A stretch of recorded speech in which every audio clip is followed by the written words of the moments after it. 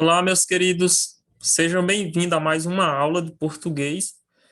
Hoje, dia 18/6/2021, a nossa aula de hoje, eu irei fazer a correção da atividade lá do dia 11, ou seja, que hoje está fazendo 8 dias, e na sequência, nós iremos conhecer, trabalhar um pouco do narrador do texto de memórias, certo? Vamos caracterizar o tipo de narrador desse gênero textual, para que vocês possam identificar, a gente evidenciar algumas marcas linguísticas, né, próprias desse texto de memória, e também para que vocês possam produzir, modificar um trecho de um gênero a torná-lo em primeira pessoa, certo? Então, para isso, vamos aqui para a correção, inicialmente.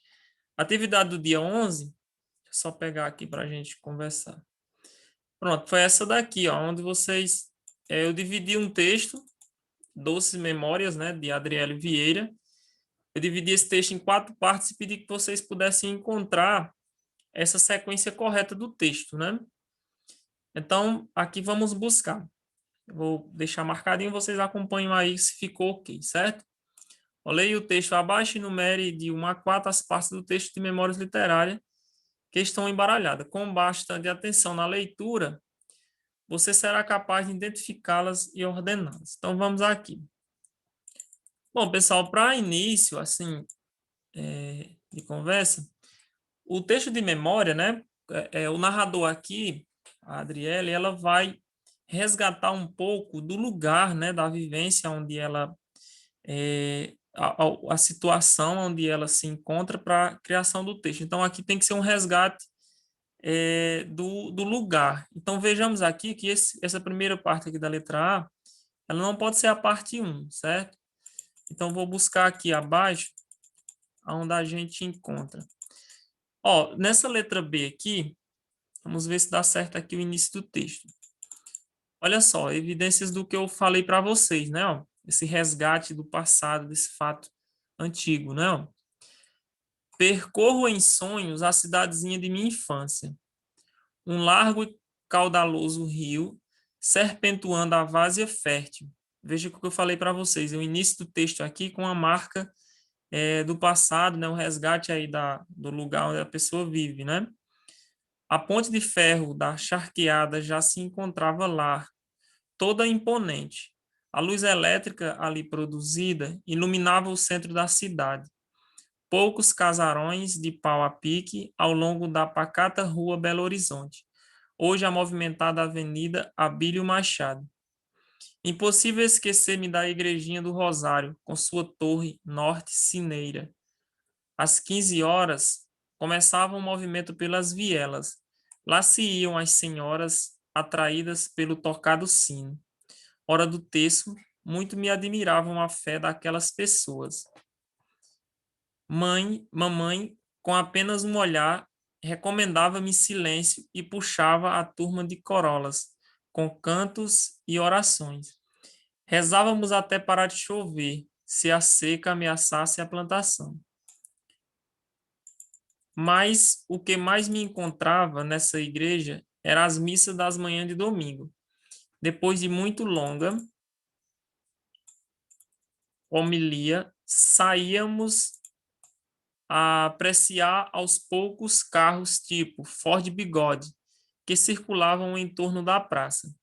Ora, assentávamos nos banquinhos para uma boa prosa. Havia umas prosas de arrancar pica-pau do oco. Enquanto isso, exalava os casarões um cheirinho de macarronada com galinha caipira, que dava água na boca. Só mesmo atraídos por estes aromas e pelo apito do trem das 11, assinalavam o horário do almoço, e é que deixávamos a pracinha do chafariz. Então, essa aqui é a parte 1, certo, pessoal? Então, esse B aqui, deixa eu colocar aqui em evidência. Esse aqui vai ser o que nós chamamos de parte 1, certo? Agora, vamos buscar a parte 2 aqui, ó. Seria uma continuidade, né? Como vocês podem ver, aqui ele terminou, ó,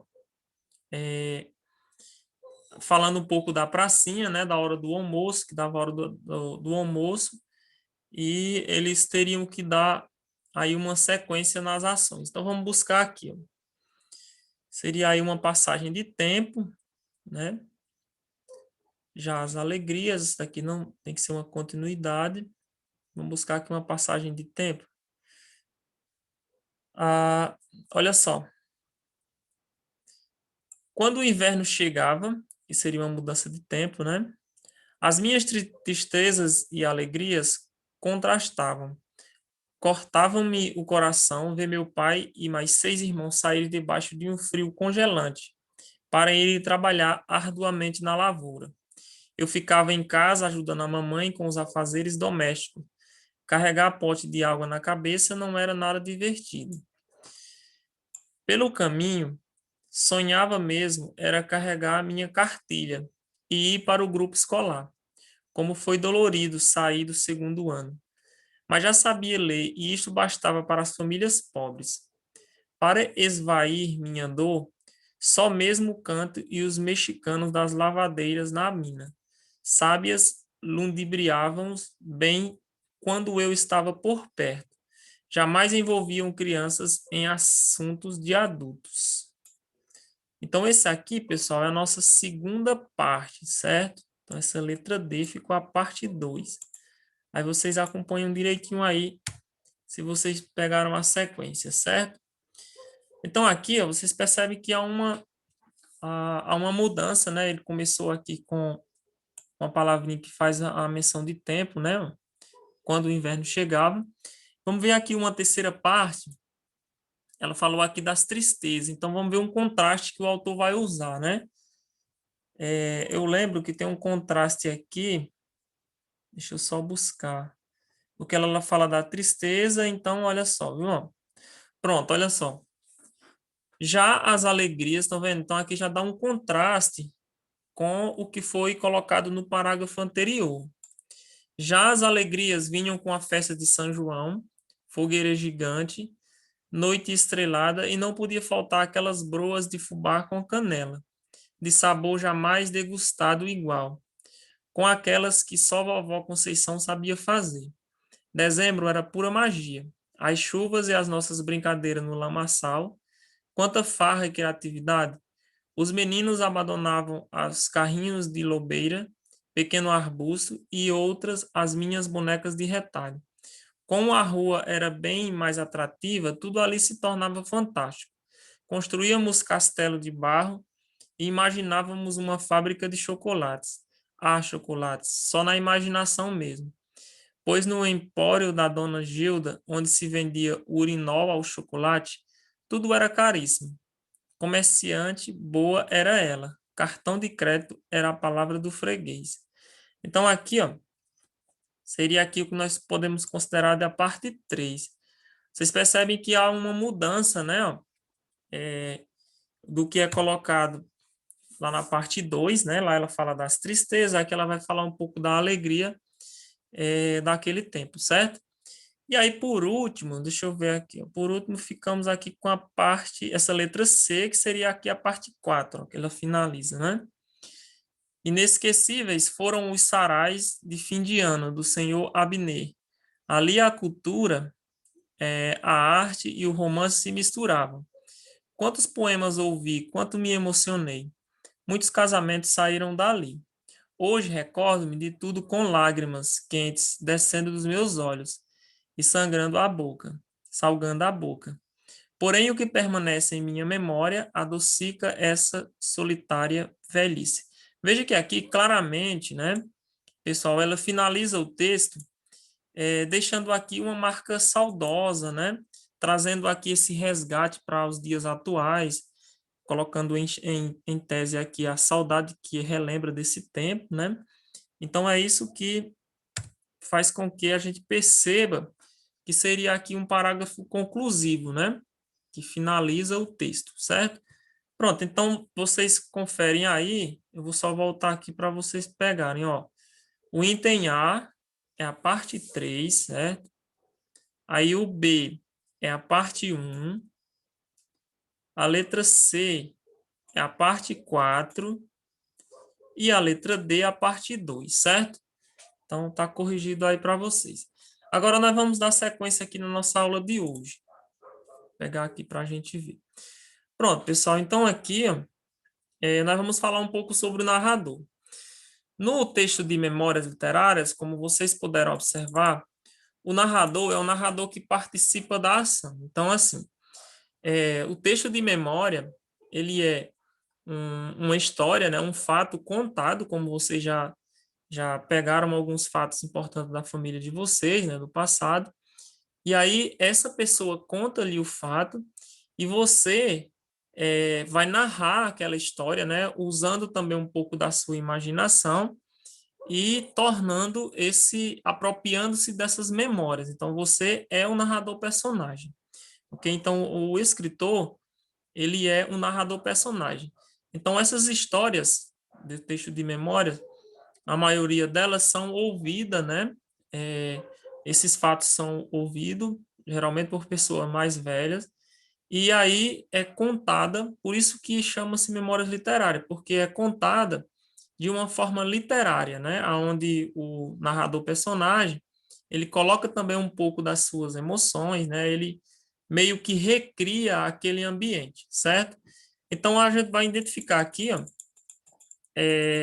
essa passagem, né, do texto. Então, a gente pode observar que, quando nós falamos de narrador, só pegar aqui e colocar ele mais centralizado.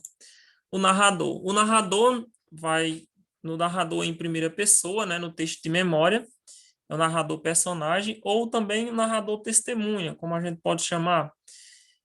No caso de memórias literárias, nós teremos geralmente o narrador personagem, ou seja, você é o narrador personagem da história. Então, eu venho aqui com os verbos em primeira pessoa, as marcas pronominais, né, como a gente pôde observar no texto, no trecho lido, que tem por característica apresentar-se e manifestar como eu, né, a fala a respeito daquilo que viveu. Então, o narrador em primeira pessoa conta a história dele sempre de forma parcial, considerando o único ponto de vista, o dele. Por isso que é memórias literárias, certo? Então, eu trouxe aqui um trechinho para a gente verificar. No texto de memórias, como o texto ele é em primeira pessoa, então é necessário essa relação pronominal, né? Voltada em primeira pessoa, esses pronomes possessivos também, como meu, minha, né? Os verbos que são flexionados em primeira pessoa, como lembro, recordo, né? Andávamos. Então, sempre o narrador participando das ações, certo? O narrador, sendo ele um personagem, ele vai usar-se das ações como participante. Então, vocês viram aí no trecho que nós lemos anteriormente, percebe-se claramente o narrador participando daquela ação, né? Então, quem lê o texto, vai ler o texto como se fosse também parte daquela memória, né? Daquela ação. Por isso que é um texto tão gostoso, tão bacana da gente ler, é o texto de memória, certo? Então, quando você lê um texto de memória, automaticamente você começa a recriar a redesenhar no seu consciente a imagem do que se passa naquele tempo, né? Então, automaticamente você já vai recriando uma imagem daquele ambiente onde se passa a história, certo? Então, aqui, pessoal, eu trouxe um texto, Meus Tempos de Criança, um texto de memória do Roça do Paraíso, e nós vamos observar aqui uma leitura atenta. E aí, a cada parágrafo, eu vou conversando com vocês em relação a essas marcas linguísticas que é evidenciado pelo o narrador, né? As ações que marcam aí a presença da primeira pessoa, do narrador personagem, certo? Então, vamos lá. Pulávamos os muros e ganhávamos os quintais das casas vizinhas, em enormes e cheias de fruteiras e de toda sorte de animais, gatos, cachorros, galinhas, patos, marrecos e outros mais, chupando mangas, gostosas mangas, manga espada, manga rosa e manguitos, esse quase sempre os mais saborosos. Dividíamos os times e organizávamos as peladas do fundo de quintal, que exigiam grande malabarismo de toda parte, com as frondosas árvores para driblar as grandes irregularidades do terreno para contornar. Então, aqui, pessoal, nesse primeiro parágrafo, olha só o que são marcas linguísticas aqui, certo? Ó, pulávamos. Então, quem pulávamos? Nós. Então, aqui marca a primeira pessoa, né? O narrador, ele está participando das ações, né? Ganhávamos, certo? Deixa eu ver, ó. Aqui mais abaixo, pronto, ó, dividíamos. Então, os verbos aqui, ó, organizávamos. Então, essas palavras, elas estão girando em torno aqui da primeira pessoa, né? Fazendo com que o narrador ele seja um participante, né, das ações, ok? Continuando. Usávamos bolas de meia preparadas por nós mesmos, com papel de jornal compactado e colocado dentro de uma meia de mulher. Mas já começávamos a usar as bolas de borracha e bola de pito, que eram bolas de couro, com pito para fora, e que tínhamos o cuidado de envergar para dentro, para evitar arranhaduras. Gostosas, memoráveis tardes que se prolongavam até a noitinha, parando-se apenas quando não havia mais sol e quando não tínhamos mais ignorar os gritos que vinham de nossas casas para tomar banho, mudar de roupa e jantar. Ó, aqui vocês percebem também, né? O uso aqui, ó, usávamos, podíamos. Então, são marcas linguísticas que evidenciam aí o narrador em primeira pessoa. Começávamos, continuando. As mesmas misteriosas ordens faziam-nos começar a desengavetar nossos times de botão para a temporada que iria se iniciar. Os botões eram polidos e engraxados. O famoso jogo de botões, né? Descobríamos nos botões das capas e dos jaquetões, que também nas tampas de remédio, promissores craques. Nossos pais começavam a estranhar sem encontrar qualquer explicação para o fato. O desaparecimento das tampas dos xaropes e dos botões das roupas. Esses craques, em potencial, novos valores que surgiam, eram devidamente preparados e passávamos dias a lixá-los. E para lhe dar mais peso e mais aderência à mesa, a enchê-los com parafina derretida. Trabalho que levava, às vezes, algumas semanas. Os novos craques sendo testados exaustivamente até que nos dessemos por satisfeito e considerássemos prontos e aprovado para as grandes competições pela frente. Os botões de chifre preparados pelos presos da casa de detenção, onde íamos comprá-los, começávamos pela robustez e pela potência de seus chutes, a ganhar nossa preferência.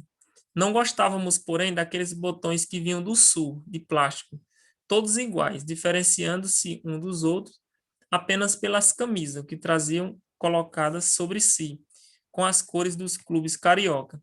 Preferíamos nós mesmos pregar as cores do nosso time preferido, no meu caso, Santa Cruz. Cada botão ganhava seu nome: Perácio, Leônidas, Patesco, Pitota, Cidinho, Siduca, botões que já não tenham mais desaparecimentos misteriosos ao longo do tempo.